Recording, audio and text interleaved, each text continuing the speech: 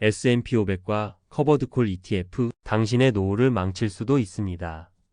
여러분, 만약 10년간 꾸준히 S&P 500에 장기 투자했는데 은퇴 직전에 계좌를 열어보니 수익률이 마이너스 48%라면 어떠시겠습니까? 이건 끔찍한 상상이 아니라 1999년부터 2009년까지 실제로 있었던 일입니다. 많은 분들이 노후 준비의 정답으로 S&P 500 장기 투자를 이야기합니다.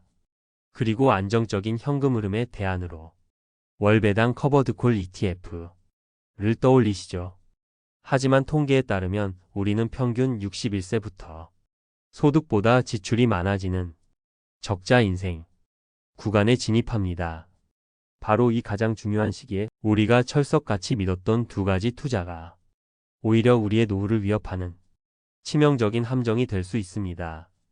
이 영상을 끝까지 보시면 여러분은 은퇴를 앞두고 S&P 500과 커버드콜 ETF가 어떻게 우리의 노후를 위협하는지 구체적인 데이터로 확인하고 이 함정을 피해 진짜 안정적인 노후 현금 흐름을 만드는 현실적인 대안을 확실히 알게 되실 겁니다. 첫 번째 함정은 바로 무조건 우상향이라는 믿음의 배신입니다. 2028년 은퇴를 앞둔 김 부장님이 있습니다. 그는 2018년부터 노후 자금 대부분을 S&P 500 ETF에 넣었습니다. 주변의 모든 전문가가 S&P 500에 10년만 묻어두면 무조건 성공한다 고 했으니 마음이 아주 든든했죠.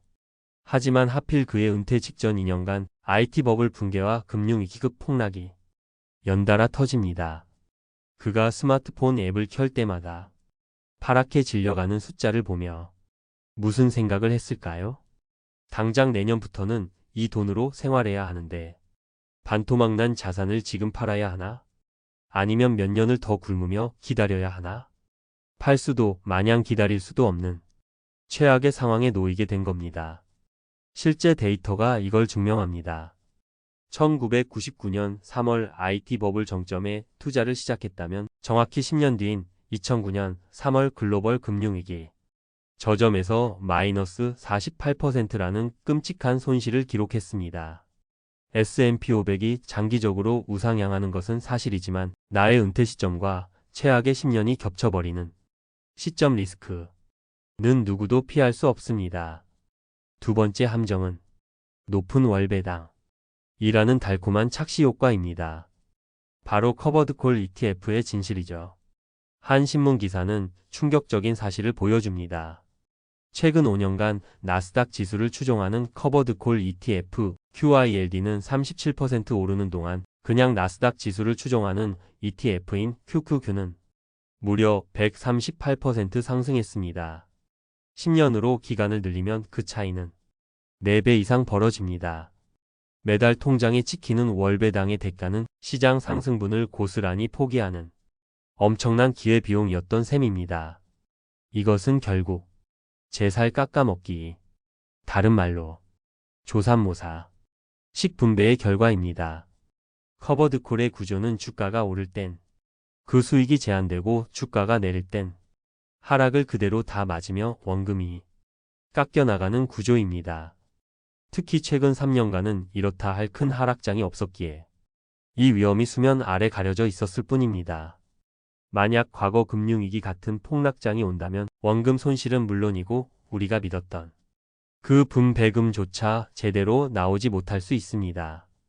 여러분이라면 이 상황에서 어떤 선택을 하셨을 것 같나요? 자, 지금까지 우리는 S&P 500의 시점 리스크와 커버드콜의 성장 제한이라는 두 가지 실패 시나리오를 살펴봤습니다. 하지만 지금부터가 진짜 중요합니다. 이 함정들을 피해간 현명한 투자자도 분명히 존재하기 때문입니다. 김 부장님과 비슷한 시기에 은퇴를 준비한 박 선생님이 있습니다. 그는 화려한 높은 배당률이 아니라 묵묵한 배당의 질에 집중했습니다. 그는 커버드콜 ETF 대신 SCHD처럼 재무적으로 매우 튼튼하고 지난 10년 이상 단 한 번도 거르지 않고 배당금을 성장시켜온 우량 기업 100개에 투자하는 ETF를 선택했습니다. 박 선생님의 성공 비결은 명확했습니다. 첫째, 커버드콜처럼 성장의 상방이 막힌 구조가 아니라 주가 상승과 배당금 성장이라는 두 가지 과실을 함께 누렸습니다. 실제로 SCHD는 지난 10년간 연평균 12% 수준의 높은 총수익률을 기록했습니다. 둘째, 시장이 폭락하는 시기에도 그의 통장에는 꾸준히 성장하는 질 좋은 배당금이 들어왔습니다. 덕분에 김 부장님처럼 공포에 질려 반토막난 원금을 헐값에 팔아치울 필요가 없었던 겁니다.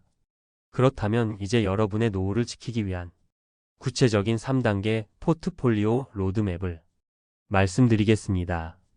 첫 번째, 포트폴리오의 핵심은 여전히 성장입니다.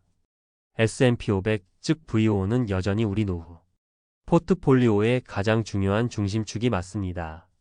단 10년이면 되겠지 라는 막연한 믿음 대신 과거 데이터가 경고하듯 최소 15년 이상을 내다보고 꾸준히 적립식으로 투자해 시점 리스크를 최대한 희석시켜야 합니다.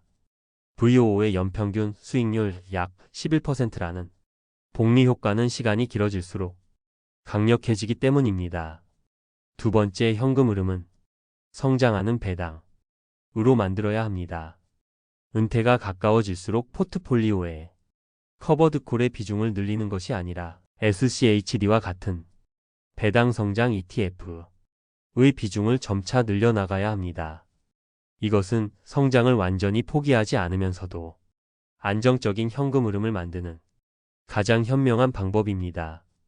연 3.4% 이상의 안정적인 배당률과 꾸준한 자본 성장은 하락장 방어와 노후 생활비 마련이라는 두 마리 토끼를 모두 잡게 해줄 겁니다.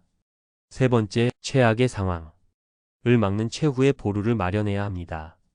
시장이 하락할 때 주식을 팔지 않고 버티려면 결국 현금이 있어야 합니다. 은퇴 5년 전부터는 최소 2년치 생활비에 해당하는 현금 또는 달러와 같은 안전 자산을 반드시 확보해야 합니다. 이것은 폭락장에서 김 부장님처럼 공포에 질려 헐값에 자산을 매도하는 최악의 비극을 막아줍니다.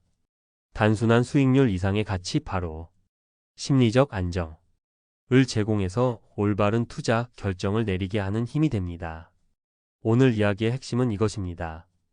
S&P 500의 타이밍 리스크와 커버드콜의 성장 제한 리스크를 우리는 명확히 인지해야 합니다.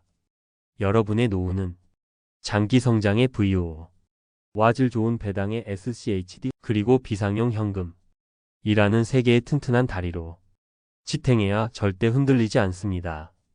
여러분의 소중한 은퇴 자금은 금융사의 화려한 마케팅 문구나 시장의 뜬구름 잡는 낙관론에 맡길 수 없습니다. 아직 늦지 않았습니다. 오늘 배운 이 원칙이 여러분의 노후를 지키는 단단한 벽이 될 것입니다. 지금 당장 여러분의 연금 계좌를 열어보십시오. 내가 투자한 상품의 이름 뒤에 커버드콜 이나 월분배 라는 단어가 붙어 있지는 않습니까? 그 상품이 지난 5년간 S&P 500보다 얼마나 더 올랐는지 혹은 얼마나 덜 올랐는지 직접 확인해 보는 것부터가 위대한 시작입니다. 여러분의 노후 포트폴리오 전략이나 오늘 영상에 대한 생각을 댓글로 공유해 주십시오. 함께 고민하고 배우면 더 멀리 갈 수 있습니다. 구독과 좋아요는 더 깊이 있는 콘텐츠를 만드는 데 큰 힘이 됩니다. 당신의 돈이 잠자는 동안에도 일하기를 바라며 부자의 서재였습니다.